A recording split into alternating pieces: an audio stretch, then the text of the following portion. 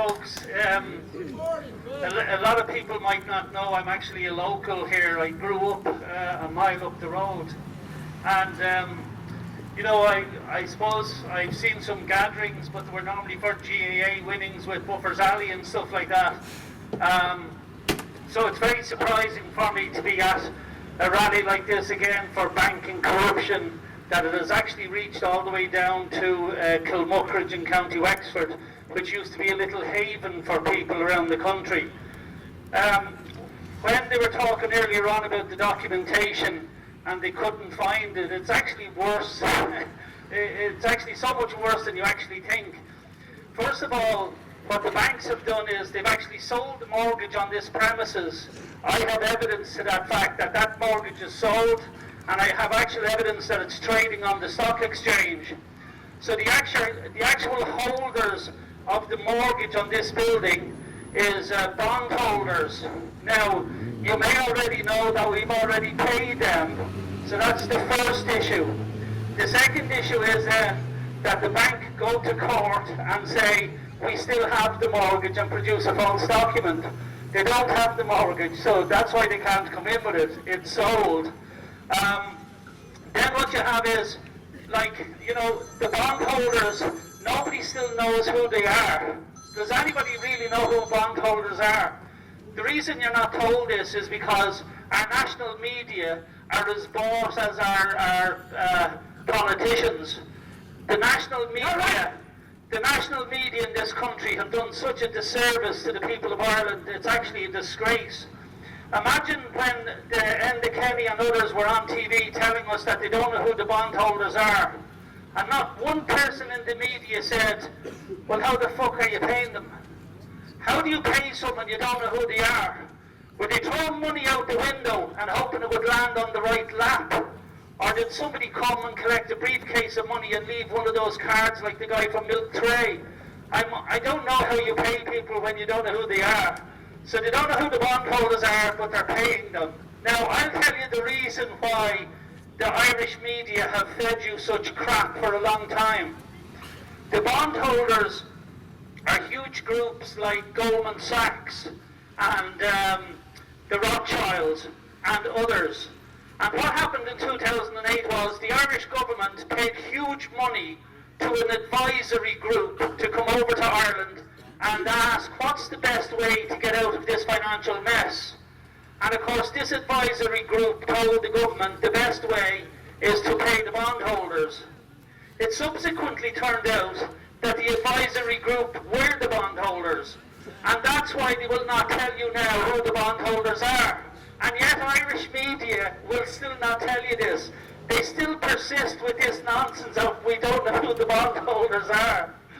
Now look, East Europeans were always welcome in this country, and still are. They come to this country with a good work ethic.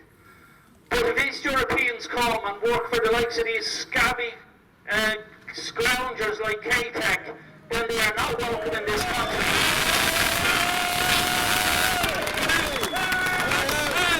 There is no way I would go to another country and drag people out of their business or the government for the corrupt banking cartels of the world. There's just no way I would do it, never mind in my own country. And while we welcome the East Europeans at all times, because as I say, they have a good work ethic, if this is the work some of them are doing, they can fuck off home.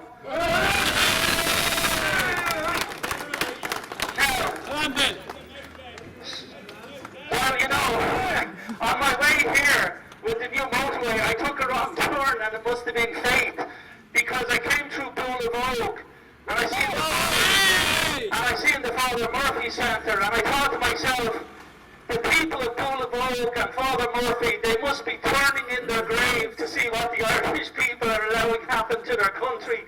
To me, it just seems crazy that we stand by. This happens in no other country in Europe, by the way. This only happens in Ireland. And that's why, you know, we need to bring the fighting Irish back, because I don't see them.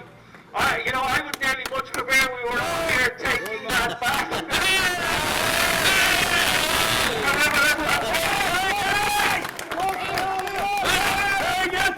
I have done it on numerous occasions by myself and with others, and I could be easily persuaded to do it again.